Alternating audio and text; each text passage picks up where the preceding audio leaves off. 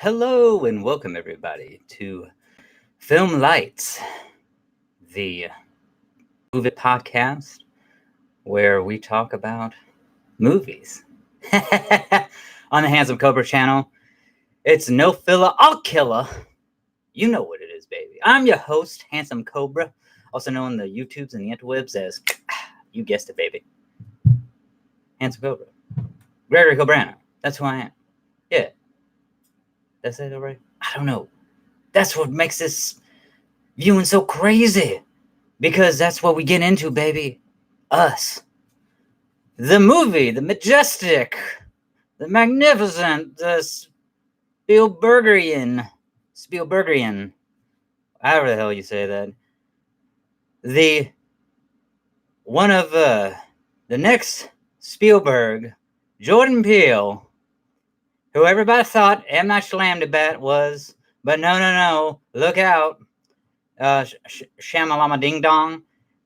Jordan Peele's coming through. Better bust a move before it's too late. But yeah, we are going to get into Us. The movie, like I said before, by Jordan Peele. I am going to get into what I liked, what I didn't like, some things that I thought were cool, interesting, captivating, things I thought that maybe I was bored out of my fucking mind by. And yeah, so, and like I said before, the reason why I started this film podcast is because, I love films. I consider myself a film enthusiast, a film aficionado, if you will. I'm not a cinephile by any means. There are more people more educated in that realm of film and art and went to art school and film school and all that jazz, which is kind of fun fact.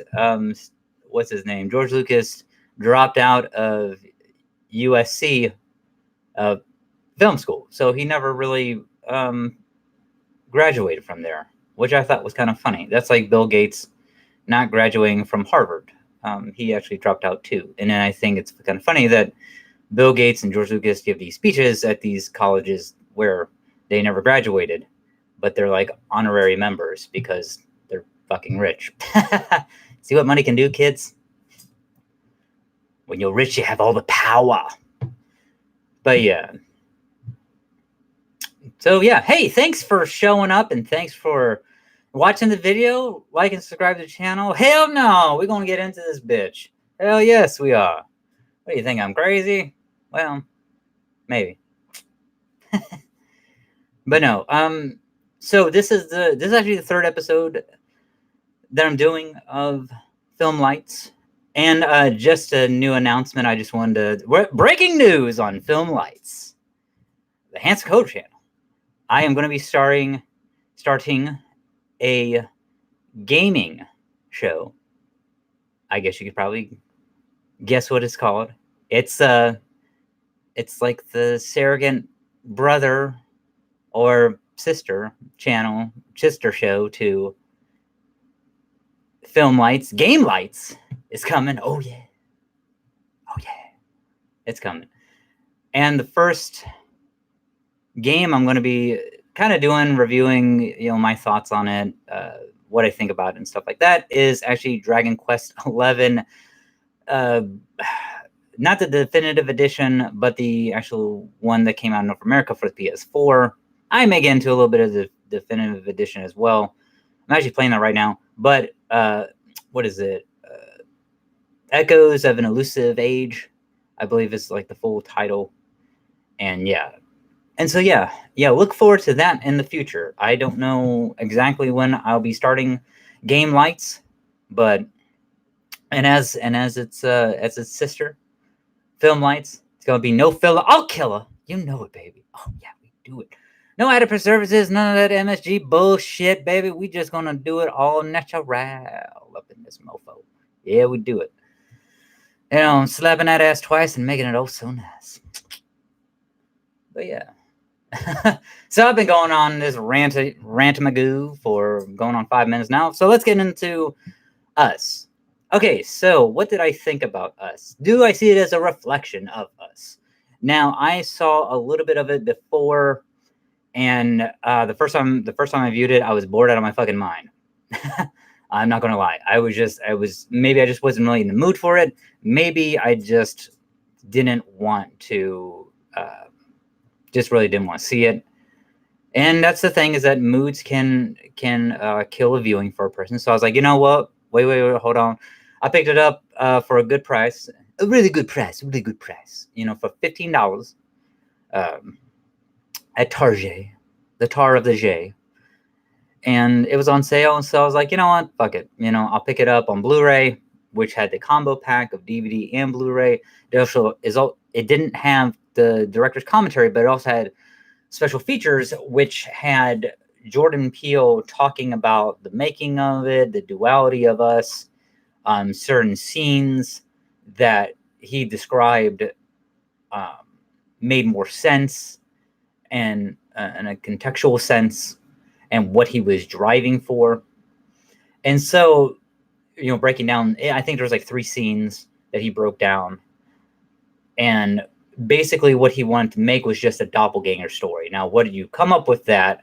Talking about on a political frontier, an allegorical frontier of our world now, or the world back in the 80s, specifically 1986 with Hands Across America and the Reagan administration and stuff like that, you know, is up to your interpretation. But he just wanted, basically at the end of the day, he wanted to make a doppelganger story. He said he's very passionate and very enthusiastic, and has done a lot of reading and research on doppelgangers and stuff like that, and things of that nature, and just the culture of a doppelganger, and how, like, we're like a doppelganger could be the best in a person or worse in a person, and things of that nature. And I really enjoyed hearing him speak on the topic.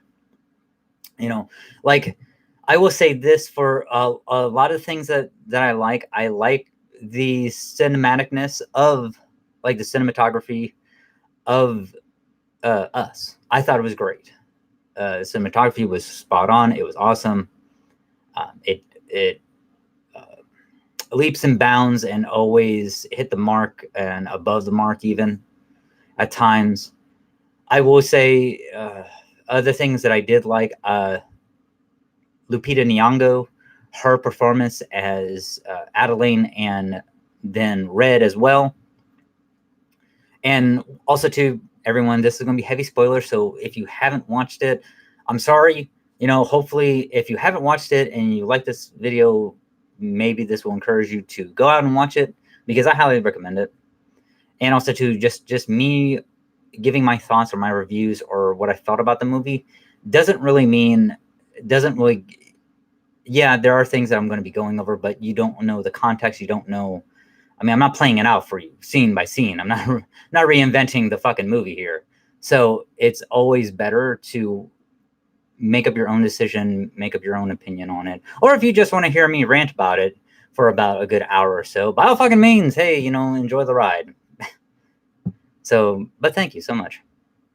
But yeah, so starting out, like I said, cinematography, Lupita Nyong'o, her journey through the movie as both characters.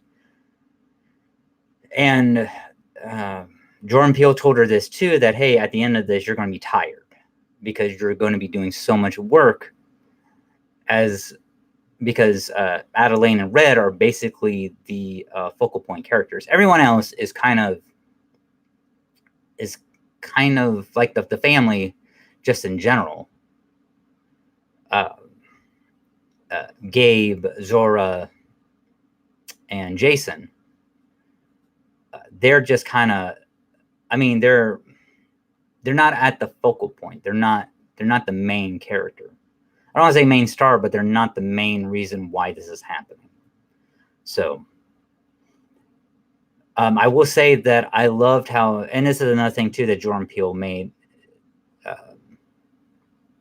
in in his special features is that he said that, listen, look, you have all these characters like in a party, right? So you have Gabe, who the father is. You would think he's a warrior, but no, he's more of the jester. He's more of the jokerish type, a jokey type. You have Zora, who's the warrior, who, no matter what, she fucking boom reacts.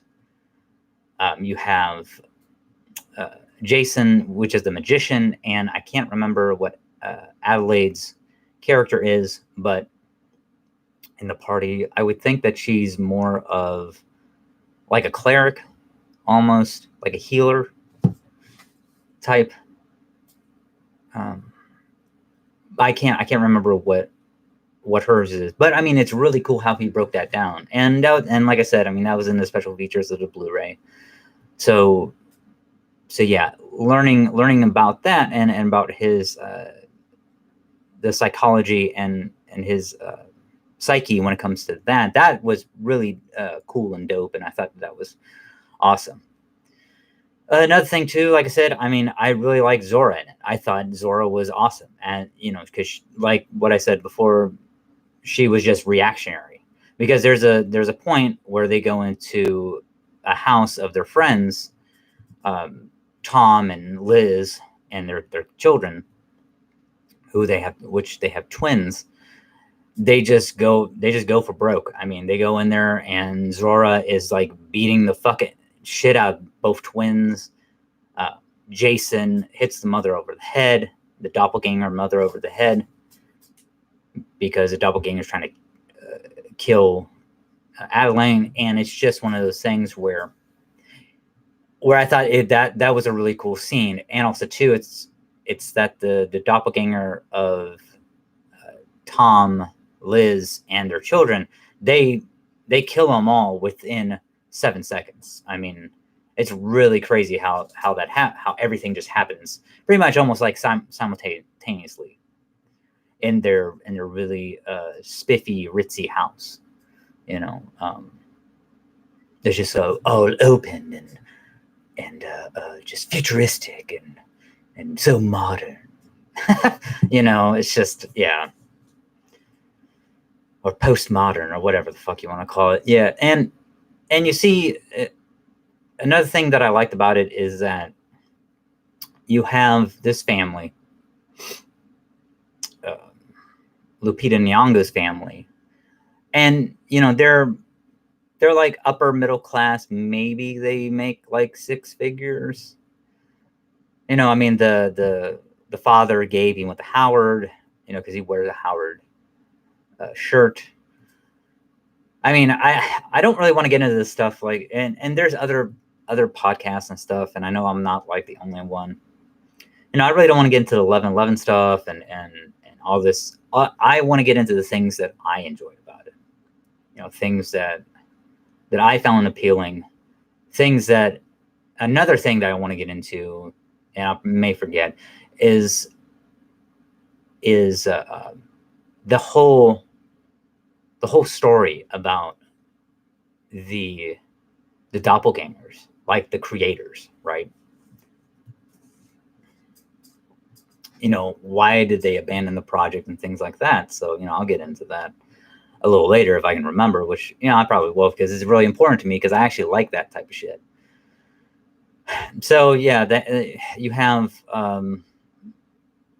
the mythology of Hands Across America. And if you don't know what Hands Across America is, happened in 1986. I mean, there was this fucking shit like We Are the World. There was a thing with Live Aid. That was a big thing in the 80s. And this Hands Across America. And Hands Across America was just for middle-class people and upper middle-class people and rich people, just to basically make them feel better. It's all a mirage, an illusion, if you will. Because holding hands across America does not stop world hunger. I mean, I've never heard of this shit. Unless if you cannibalize on your mind, which, that's how you battle starvation, and when you're a ranger in the U.S. military, you just cannibalize on your mind. But But yeah, no, that was a joke.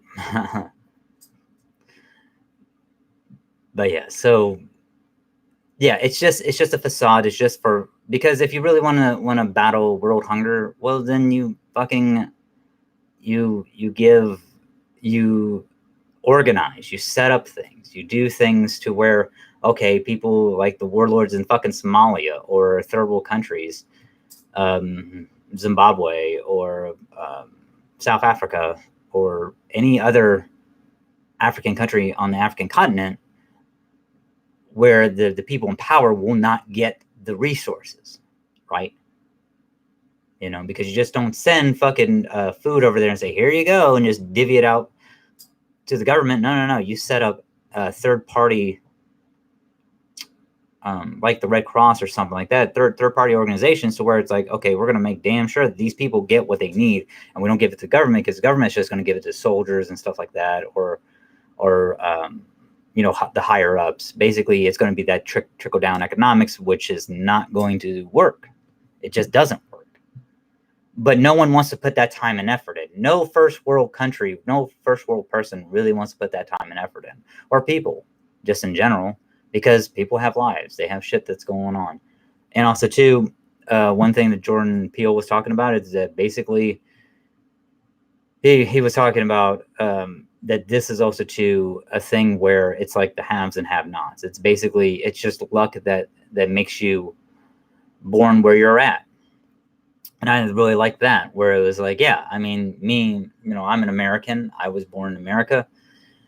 And one of the reasons why I joined the U.S. Army was because, and one of the hardest fucking jobs in it, the infantry, and also being a ranger as well, going to ranger school and doing all that shit. I mean, it's a hard deal. I mean, going to ranger school, you go 60, you go through 62 days of hell just to get a patch on your left shoulder. So, and it's one of those things that's like, I did all that stuff. I wanted to be the best that I could be for me and people who are around me, people who I was either their peer or later became their leader as well, when I had my own fire team leader. So the thing is that I wanted to self-sacrifice, because I wanted to make damn sure that I was doing my part, as an American, and sacrificing, because not a lot of people can. I was giving up my freedoms, even though, yeah, I signed a contract, and I was in the military for 8 years. So, and 8 was enough for me. And then I got the fuck out. But I had already done my part. I've been on multiple combat deployments. So I was like, you know what? I'm done. I'm through. Somebody else can fucking, continue the journey, because I've done my part. I've done it fucking twice, 3 times over. I don't need to give any more blood, sweat, tears, or any more of my body and my hardship and endure anymore for this. And that's where, like, on a personal level, that's where it is for me, because it's just kind of like, okay, I see where he's going with that, where it's just, yeah, it's luck. I mean, I could have been, born in fucking Africa as a child soldier, Why? Because that's the best thing that you got going. Join this militia here and we'll feed you. It's like, well, that's a good fucking deal, man. I mean, instead of being fucking, poor and destitute and just picking fucking berries or bees or helping mama, yeah, I mean, it's living in a fucking mud hut or some shit, yeah, I mean, these people are willing to give me a better way of life. And yeah, so I mean, that's even the military. I mean, somebody could say that, well, it's the same damn thing with the military. I'm like, yeah, it is, because it was a better way of life. I wouldn't be here now if it wasn't for the military. I wouldn't have a college education. I wouldn't be obtaining my master's right now without the military. So, I owe everything to the military. and that lifestyle, and as much as I gave up of myself for that lifestyle. But yeah, so that's like, for me, it really resonated with me about the whole taking for granted thing, and that's where the people above, because you have the people above and the people below, right, in this movie, who, because in the beginning of the film they say, hey, there's thousands of miles of tunnels that are across America that have never been like ventured before, or some have been abandoned, like subways and mining tunnels and all this stuff. So you see this, and I'm like, oh, okay, that's pretty cool. And kind of sets it up in the realm of, okay, so the U.S. government, at least Lupita Nyong'o's character Red, who was supposed to be the evil doppelganger, she basically breaks it down that, and this is from her point of view, so she doesn't like really know, but this is her belief that basically the U.S. government started this experimenting on people way back when, as far back as probably maybe the 80s, maybe the 70s, who knows, maybe even 60s. And basically what they wanted to do was create clones of people and have the ones below control the ones up top. Basically make the ones up top puppets. But the thing is that the ones on top have souls. And that's the one thing that the scientists or creators or gods couldn't replicate, was the human soul. And so when they created these doppelgangers, thus created both the doppelganger and the real life and the original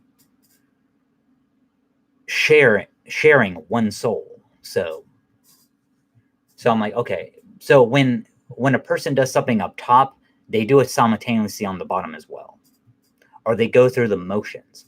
So there's one point where you see Adeline as a little girl. Her father is walking around, or you see him walking around, he's stumbling drunk and stuff, and then they cut to her father, the doppelganger father, walking in the tunnel and stuff, and he's basically mimicking the same movements as the other guy. I mean, he has a drink in his hand and stuff like that, and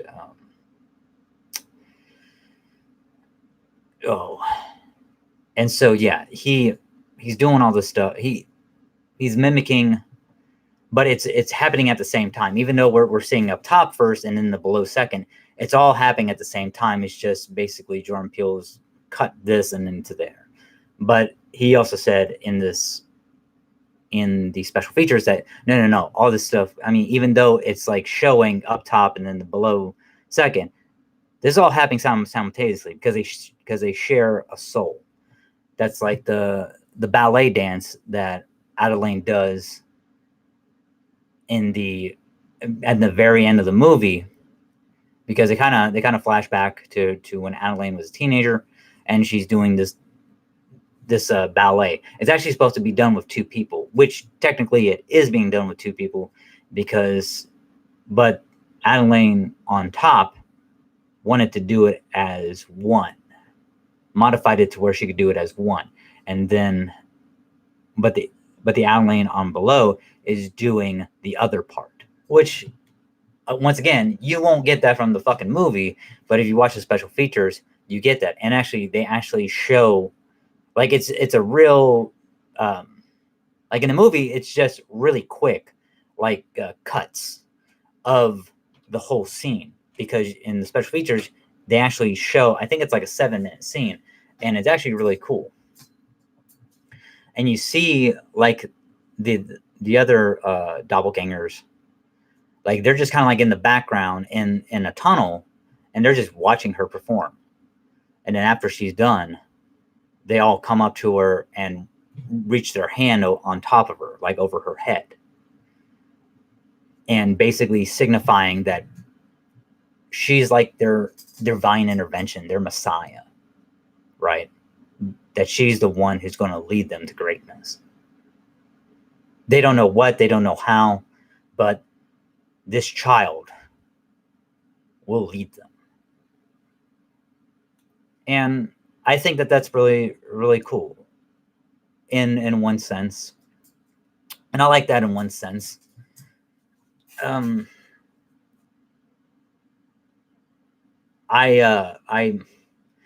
the thing with me is that the whole chosen one has been so played out for me, where it's like with this one I don't really mind it so much because they do it in a clever way.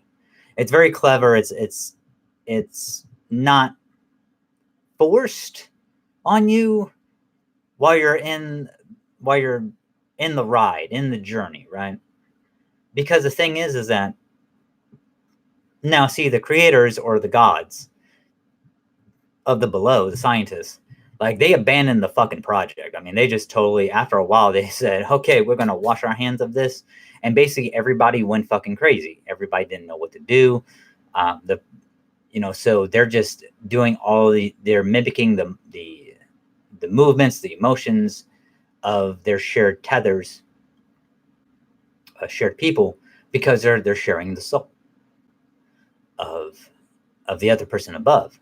And without any direction, without anything, they're just delving in the madness and lunacy, and they have no purpose, no reason to live. Which is one of the things, which is a negative for me, and this is kind of like what I want to delve into a little bit with the creators, gods, scientists, whatever you want to call them, is that with them, the most humane thing they could have done was kill the tethers or kill the doppelgangers by lethal injection, by gassing them, by whatever fucking means necessary.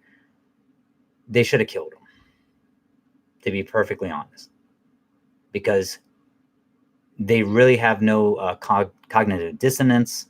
They don't really have. They're not even originals. They're copies. Number one, they're a failed experiment. And the most humane thing they could have done was basically make them non-existent instead of abandoning the project. Now, maybe they thought that they were doing a more humane thing by, let's just fucking have them figure this shit out. They'll starve, or they'll eat all the rabbits, and then they'll just starve to death. Maybe that's what their logical thinking was, because they're like, well, we're not killers, we're creators. Which is like bullshit, because it's like, you can't have one without the other. If you're going to play God, you got to do both. That's my whole thing. Creators of worlds and destroyers of worlds, man. It's like, you can't be both. You got to be both. You can't be one or the other. At least that's my thought pattern. So when you have this conflict, you see these people grasping at straws. They're grasping at anything to hold on to. And when they see Adelaide or Red doing her dance, I mean, they look at it as a sign. That she's the chosen one. She's going to lead us. She's going to show us the way. And it's kind of funny that happens, because at the end of the day, Red is not a doppelganger. She is actually the Red from above, the Adelaide from above, who got switched. by the doppelganger from below. And the thing is that even Red, the original, says, hey, listen, look, I mean, we have been chosen. And it's at the very, very end. She says, we have been chosen to be put on this path. Because she basically says that, hey, listen, look, why didn't you just take me with you? Why did you have to put me down there? Why? You didn't have to exchange me. You didn't have to do all that stuff. I mean, the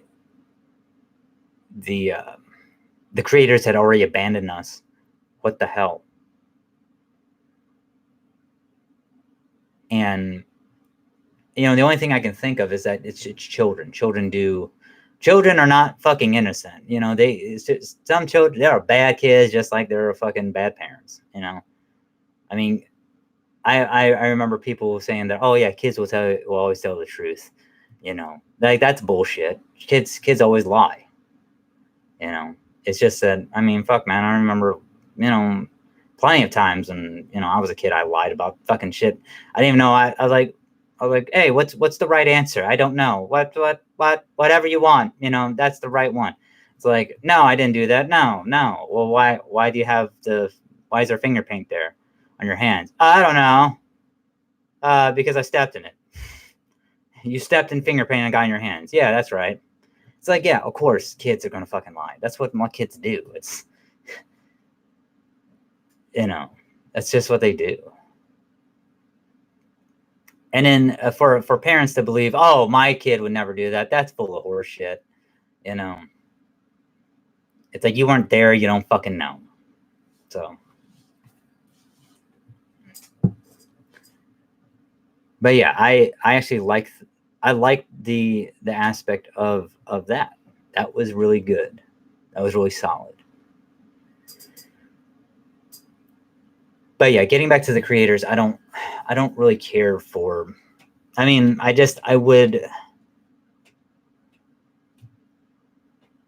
think it's just a very inhumane thing that they did. Because now you're letting your experiments run wild. You're not doing housekeeping. You're not having accountability and being responsible for your actions.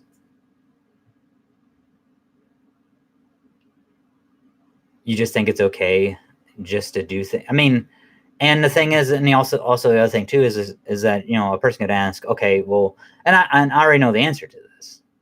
No one needs to give me the fucking answer. I know why they did it, and it's so obvious. And now I'm not being pretentious or an asshole. It's an obvious answer. It's because they can, because they could. Why does anybody do what they feel like that they want to do or feel like they can do? Because they can. Because they feel like they can. Whether it's not is their fucking right, rite of passage or birthright or whatever the fuck, it's because they can. That's why. When someone touches another person inappropriately, why do they feel like they have that type of power to do so? Because they feel like they can. Like if a person doesn't like to be touched, but the person touches them anyway, because the other person who wants to touch this person, because that's called control, because they feel like they have that control, or they're trying to show that dominance, which is fucking bullshit. But yeah, it's because in their mind's eye they can. Why do people do anything? Why do people help this person but won't help this one? They're both dressed nicely. They're both, whether it doesn't matter, ethnicity, culture, religion, whatever. I mean, it's because they can. And maybe this person, maybe they're like, hey, I filled my quota for the day. This person was first. This person was last. I'm good. I'm not helping this other person. Whatever. It's just because they can. And in that regard, knowing that and looking at it from that aspect, it's really kind of disheartening. I mean, I'm glad that yeah, that he didn't spell it out for us, like about the creators and stuff like that, or the U.S. government and scientists and stuff. And I can understand that. Yeah, it was probably a lengthy project, and when they found out that they could not, that when the failed experiment of, hey, like, we cannot have these people down below control these other ones, because imagine these people down below controlling. I mean, the U.S. government. I mean, that's how you can fight wars. That's how you can, stay on top. I mean, it's a way to secure America as the leading first world country of all time.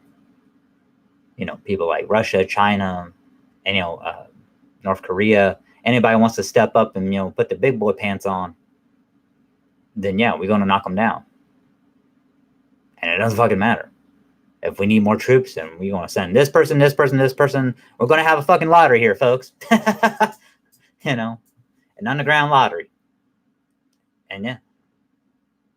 And that's if we need more troops, then we're gonna breed some more troops. It's like, whatever. I mean, it's just one of those things.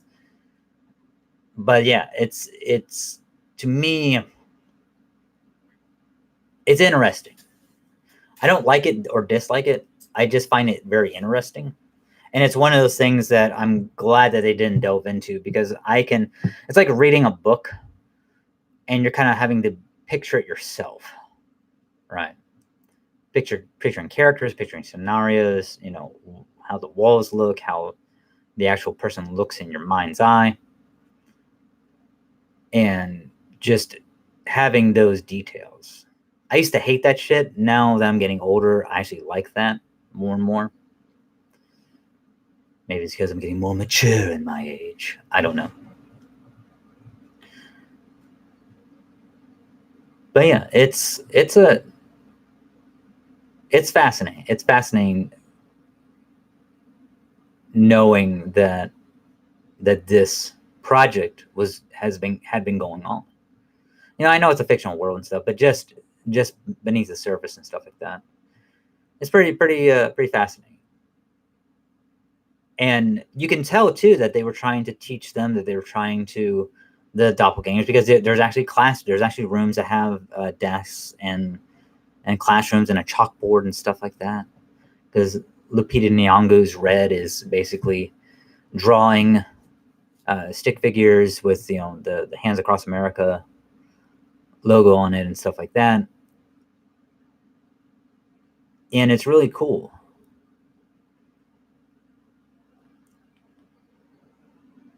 And I think at the end of the day, like, this basically represents the apocalypse, the human apocalypse. Because at the end of the day, like Red says, basically, listen, look, it took a lot of time, a lot of effort, but also too, she's the one, even though her vocal cords and her windpipe is damaged, she's the one who can only speak. And usually the one who talks the loudest is the person who's going to have the loudest voice on the microphone, or the only voice on the microphone for that matter. And she says, now is our time. And it's funny that a person up above is revolting against basically her own people, if you want to look at it like that, because she may have felt betrayed. She doesn't have the whole picture, so it's not like anybody was looking for her, because they already had Adelaine, the doppelganger, the imposter. And it's one of those things where Jordan Peele talks about this too. Like, he did research on how imposters impersonate people and all that jazz, and like their mindset and stuff. And that's what. And there's a scene when the doppelganger, Adelaide, she's in a psychiatrist or psychologist office. Her parents are talking with the doctor, and she's playing in another room, and doors cracked open, and the mother's saying, "Listen, look, I just want my daughter back. She's not speaking. She's not doing. I mean, I just want my little girl back. That's all I want." And the doppelganger overhears this, and she also overhears too that the doctor says, "Hey, get her into like writing or reading or some type of physical activity, like dancing or ballet, stuff like that." So the doppelganger basically impersonates their daughter by getting into ballet and stuff like that. Another thing that I like too is Jason, because there's been questions about, okay, why? Because there's a scene, and Jordan Peele actually explains this. It's one of the 3 scenes that he explains and goes in more in depth, because you have Jason and you have Pluto, right? Jason's doppelganger. And the thing is, Pluto is like this wild beast. It's just what he is. He's just and that's the thing, right? Because this is what happens. Because at the end of the day, we're all animals. I mean, we're on top of the food chain, of course, because we have cognitive reasoning and rationale, and we've gotten out of the hunter-gatherer days of fucking killing each other, and taking women as possessions and stuff like that, to mate with, and all that jazz. We've gotten out of that phase for the most part. I mean, there's still some that kind of are like, "Hey, you're okay for mine," but yeah. So, but for the for the most part, for most first world countries, we've kind of gotten out of that because of technology. And some people could say that technology has become the pussification of our nation, which, yeah, I could agree with that. The pussification of a nation. That's awesome.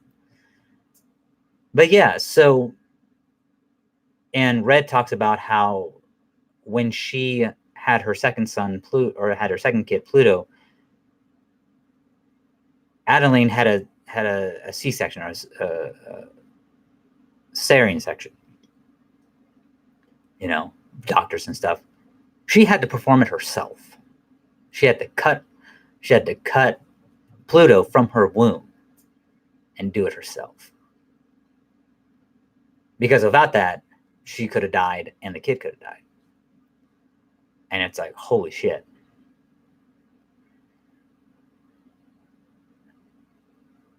And then so, like, he was born wild, is what she says. And the thing is that this is where the humane thing would have been just to kill him. The creators, the gods, is to kill them. That's it. Because, I mean, eventually we all die.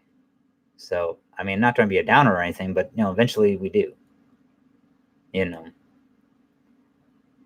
I know I would rather be killed than be put in bondage for the rest of my life and enslaved, because there's no way to live. And I just, and that's just personal. I think I would go fucking crazy like those people if I was imprisoned and enslaved and having someone tell me what to do 24/7. You eat this, you do this, you shit in this, you piss here, you fucking do this, you do that. You mate with her. It's like, you mate with him, whatever. Being told what to do. I mean, yeah, that type of shit, man. But that's the thing too about her, about being tethered. And that's what I've seen too, like, where people talk about, like, okay, well, why why did she go with him if they're tethered? Why did she maybe not marry Gabe's doppelganger, Red marry, which is Abraham? It's like, well, because they're tethered, because they're sharing a soul. So the one up top is kind of like making the decisions, or she overpowered. And this is where it comes in. It's basically a battle of wills at that fucking point, because, and this is where the whole Jason and Pluto thing draws into it as well, because you could see that Adeline was the strongest of them and Red. Red was trying to basically, Red's whole goal was basically, I'm going to use Pluto, Umbre, Abraham, my whole fucking family to get back at this fucking bitch who took everything away from me. She took everything away from me. She didn't even want to fucking share. She just fucking took everything away from me, stuck me down here, and then lived my life as a fucking imposter. She took everything away from me. You know what? As that, and I have conceived this fucking plan of action, this plan of attack, this revenge plot against her. I'm gonna take every fucking thing away from her that she holds dearly, and then she's gonna fucking die. And that's a pretty cool scenario. Revenge is always sweeter as a dish served cold.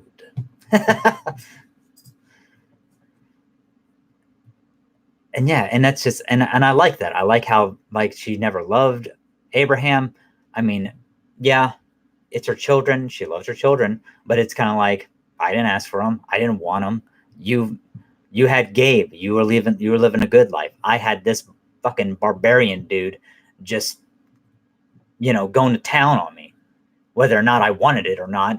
It's like, you were the stronger one of us. And so you made that choice for us.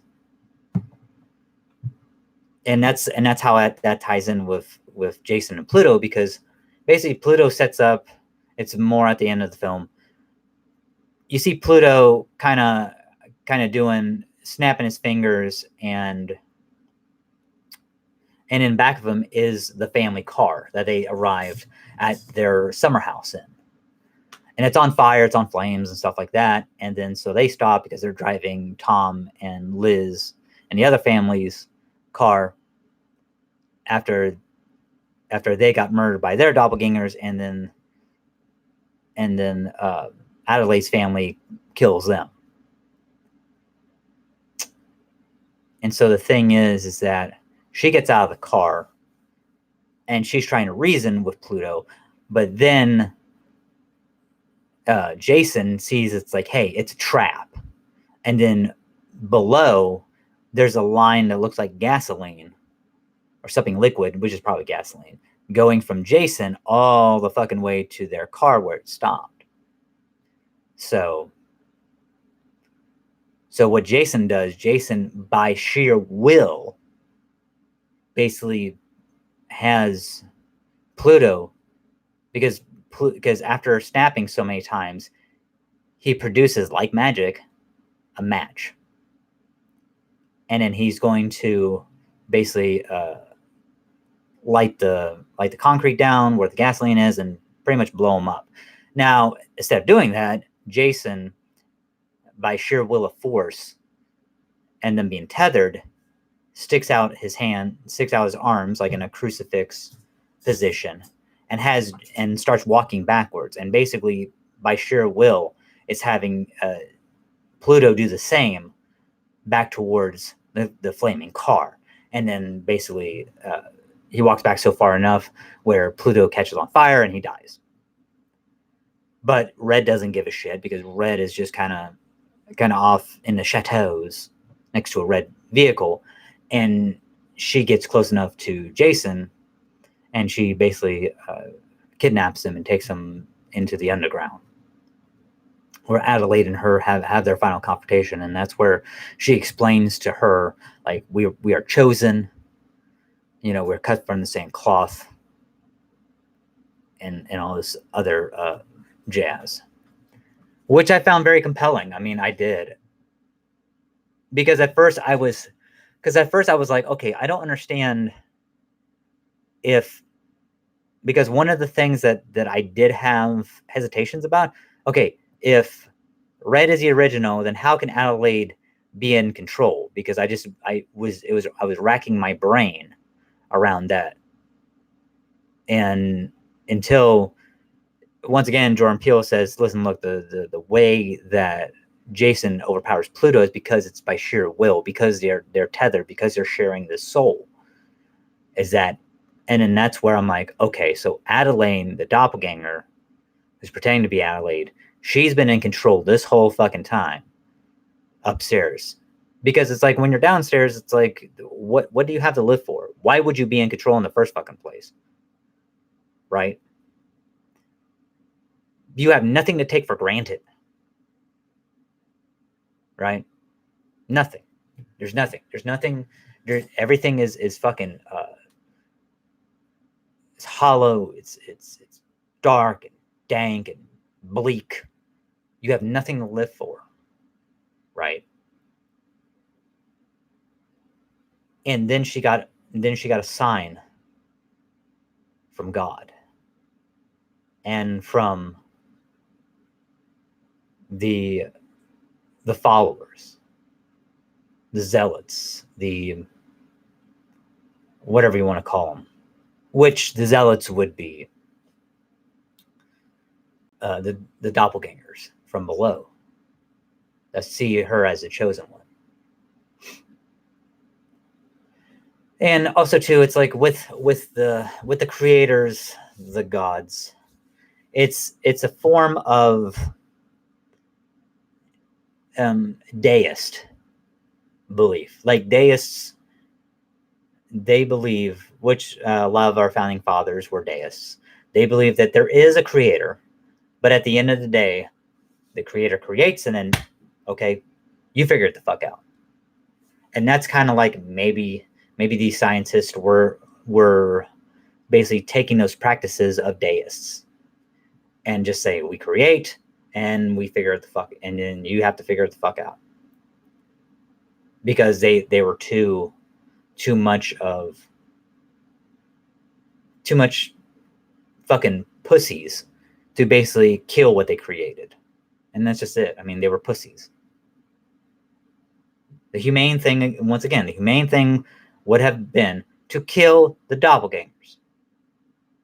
They're not originals. They are not, even if that at that time, like, I'm not saying and you know, you could say, hey, listen, look, what if they did kill him and Adelaide is the original Adelaide is still down there, and the imposter, the doppelganger, is up there. It's like, then that's a fucking fact of life that just sucks. But at the end of the day, it's like,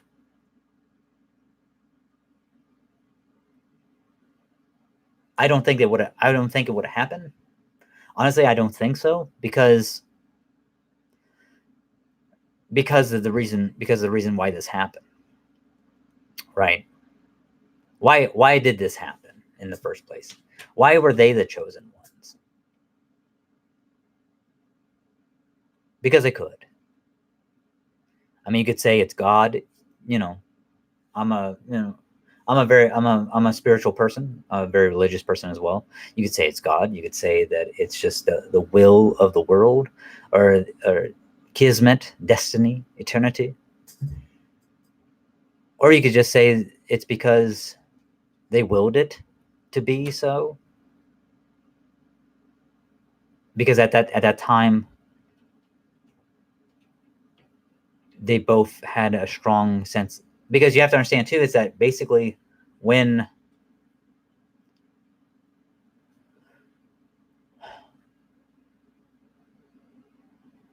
the original Adelaide goes into the mystery house, Vision Quest, then it becomes Merlin's quest.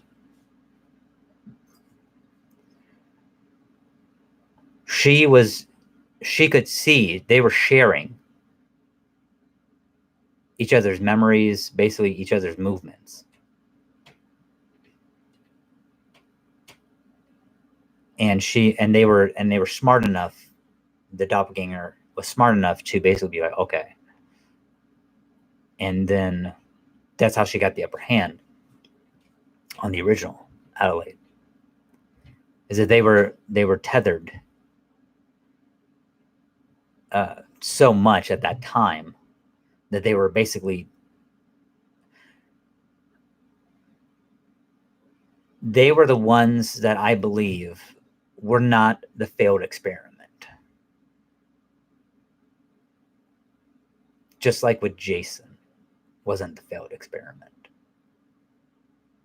Right.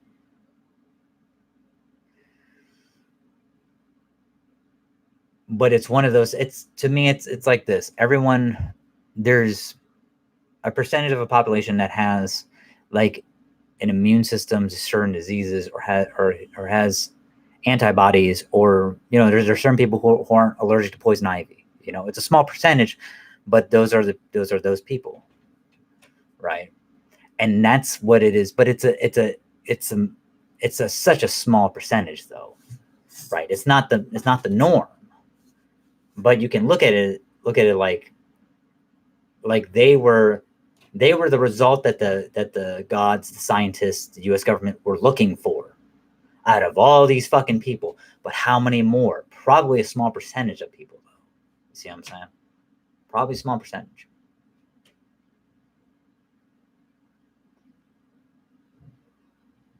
And so that's where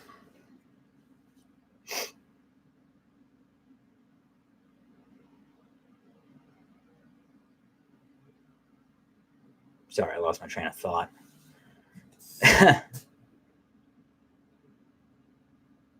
That's where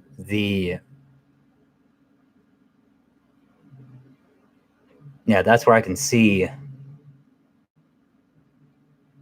the experiment wasn't a failure. How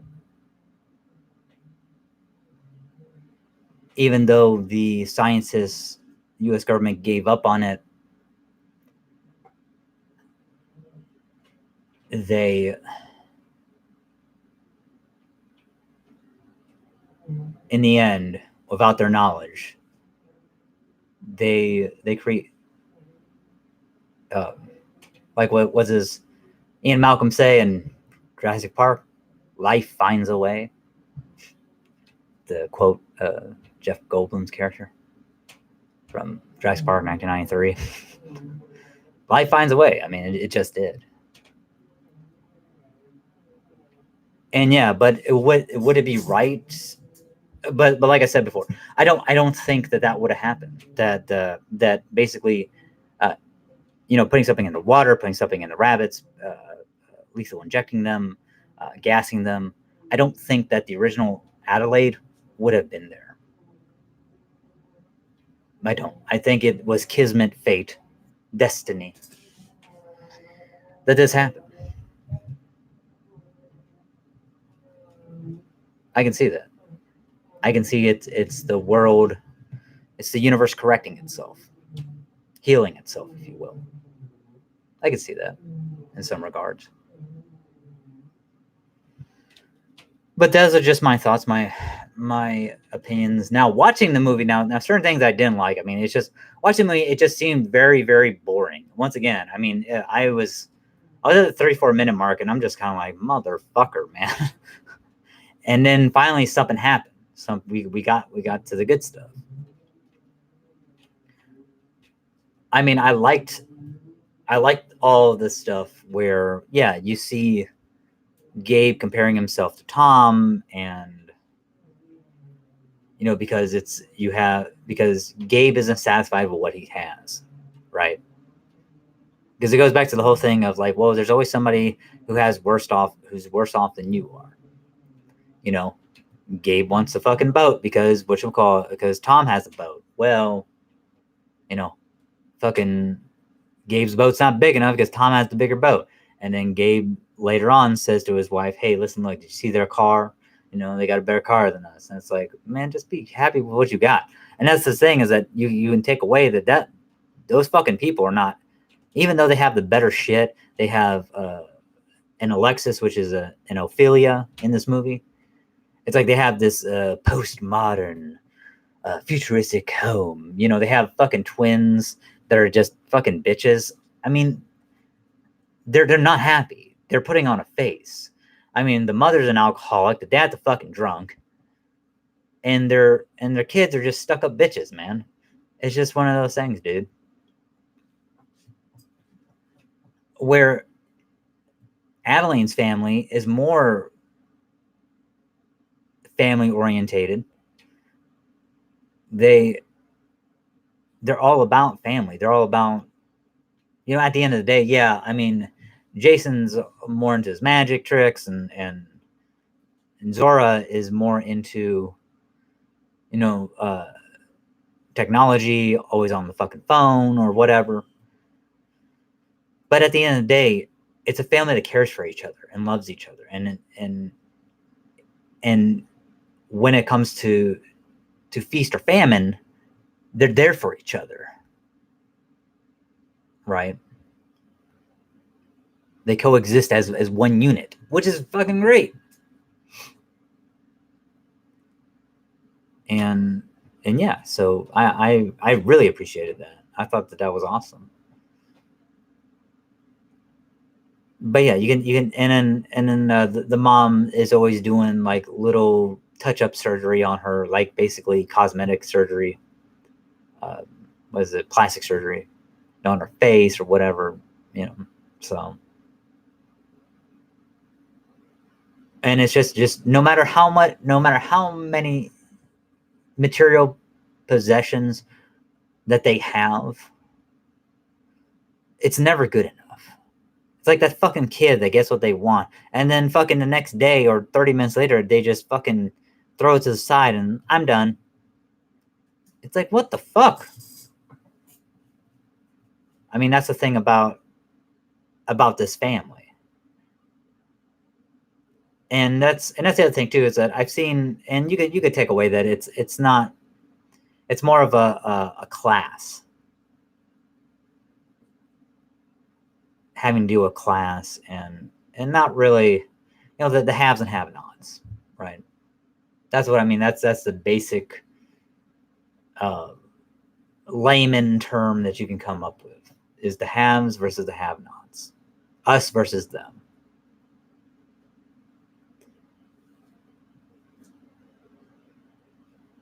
And that I do find fascinating.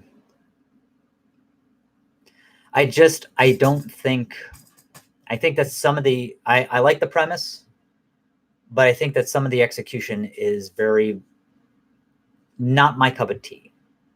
It's just not. There were 3 parts that I was bored out of my fucking mind.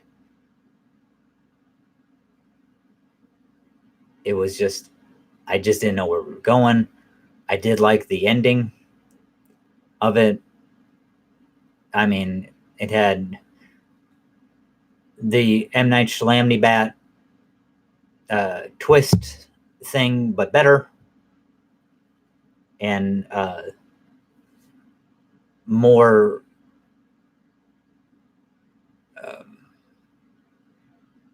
more fleshed out, and more of like, I'm not, more organic than like I need to do a twist, you know, because like M. Night Shyamalan Ding Dong is known for that shit, for doing these like twist things, having a major twist instead of just being a fucking filmmaker. You know, I mean, if your movie has a twist, then great, man. I mean, but don't force it. This was more organic, the twist, where we're following the doppelganger, the impersonating Adelaide the whole fucking time that she switched places, and she's been in control this whole time. And also too, you can see when like Red was probably like, you know what, I'm gonna conceive this plan. You take control up there. That's fine. I'm gonna get my fucking revenge. That's how I saw that.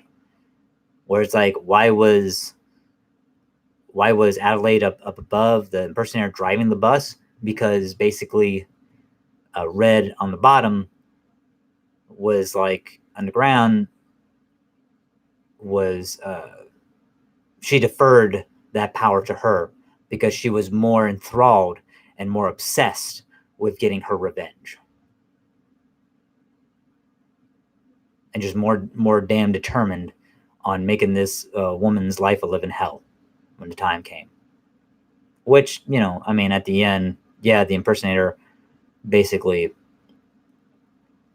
wins in the end, but yeah. But yeah, and that's the thing about like Jason at the end too. No, he figures out that because he's considered the magic character, that the magical one, that he has this sense, like he can tell when things are off. He just has this innate ability, this passive ability, that where it's like, yeah, you're not. I mean, you're my mom, but you're not you're the copy. And that's what's so cool, because it's like, that means that Jason's half a copy. That means that Zora's half a copy as well. So, and that's why I think it's cool. And that's when no one, like, it's not like fucking Red went back up, banged the shit out of Gabe, and then do. No, that's not how that works. Yeah, no, it's that. Yeah, we've been with the copy the whole time. And can we forgive Adelaide for her past transgressions against Red? I think that's a fascinating. I don't know. I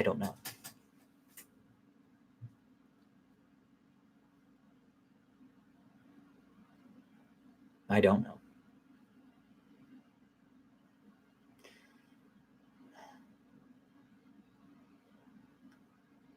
But it's something to give a think on. It's something to delve into, to let it marinate, and come back to maybe a later date. But it is, in all intents and purposes, I would say that it is a good movie. It's just very hard for me. Like, I could not put that on again and just want to watch it a second time. I mean, I would have rather have gotten it for $10 rather than 15. I'm not gonna lie. To me, I felt that, even like, if I'm comparing movies, like It Chapter 1 and Chapter 2 are even better than Us, in my personal opinion. And they're both horror movies. And for me, it has nothing to do with. It's just, I mean, I like the storytelling. I just think that some of the execution for me wasn't really that great. I mean, they had some. The beach that they went to was Santa Cruz, and at the time, in '86, Lost Boys, or The Lost Boys, was being filmed in Santa Cruz by Joel Schumacher, his first film. And yeah, I mean, there's a lot, Hands Across America, even during the commercial, they talk about being tethered together. I think that's where that's where Red got the name Tethered from. I like that. There's a lot of clever stuff in it, and a lot of callbacks from like the beginning that you can see. Okay, they set this up masturbatory, and a lot of it does make sense. It's just, it's a good movie. It's not like too heady or too cerebral for me. I'm just not into like horror. That's my only problem. I'm just not really into the genre. I did like hearing, excuse me. I did like hearing Jordan Peele talk about, listen, look, I mean, this is a doppelganger film. I've always been fascinated with doppelgangers and things of that nature, the doppelganger mythology and stuff. So hearing that from him, and people just making what they want of it, of our social climate right now, or back in the 80s, or whatever people want to do, that's up to their interpretation, their perspective on it. But I mean, it's cool that he just kind of was like, listen, look, this is what I was going for, and I hope people enjoy it. So that was cool. Like I said, my negatives just have to deal with the simple fact of it felt like, because I mean the movie's almost 2 hours, and to me it just didn't really feel like the movie needed to be that long. At some parts it just really didn't. Or if you're going to be longer, I would have liked to have seen more dealings with the underground. Kind of delve into that a little bit, just a little bit more. That's me personally. But once again, it's kind of contradicts a little bit of what I said, where it's like, well, I'm kind of glad that they didn't give us a whole hell of a lot, because then it's kind of like you're having to basically kind of make up a lot of it in your mind's eye, and having to figure stuff out. But just a little bit more of the underground stuff I would have liked to have seen. Even some doctors, even just, you don't even have to show them. You could just show like people in another room and just monitoring these people, one set of people, and then you see doctors monitoring another set of people, or whatever. They don't even have to say anything. They're just writing down, nodding. And something horrific happens, you can, it's like, then you see one jotting down things. Yeah, that would have been kind of cool, at least in my opinion. But hey, it's like I'm no film director or anything like that. But no, and these are just my personal thoughts, my personal opinions, and what I liked, what I disliked, and the biggest thing that I kind of want to talk about was just the scientists, the abandonment of the experiment, of the doppelgangers, of the clones. That's more or less, because like I said before, I mean, I've seen a lot of, I don't want to say a lot, but I've seen other reviews or other people talk about the same shit, when it first came out. And I'm like, hey, that's cool, that's fine. I'm not trying to ape off what they just already said, because that's just kind of bullshit. And I'm not trying to regurgitate the same stuff, because it's like, I'll just say, you can go to blah blah, you can go to blah blah, whatever. No, I'm trying to put my own spin on, my own thoughts, my own feelings, analyze and look at it from my point of view, what I liked and what I didn't like. So, and what I would have liked to see more of, my thoughts on what the experimenters should have done. That's why, yeah, they should have just nipped it in the bud. They should have just 86'd them, because now the lunatics are running an asylum. So, or the inmates are running an asylum, whichever one. Lunatic sounds better. Lunatic fringe, baby. But yeah, so it's been going on for going on over an hour and 14 minutes right now. So I'm going to start winding this down. I just want to say, hey, thank you so much, everybody, for going on this fantastic voyage with me and listening to me rant and pause, and with my and yeah man and all this other stuff that I probably do. I really am trying to get better and trying to get back into the mode, and not trying to be like not really trying to do that stuff and pause in mid-sentence. But yeah, just thanks so much. If you want to go share this with a friend, share it with multiple friends. Do what you do, baby. And just remember that Game Lights, No Filler, All Killer is coming.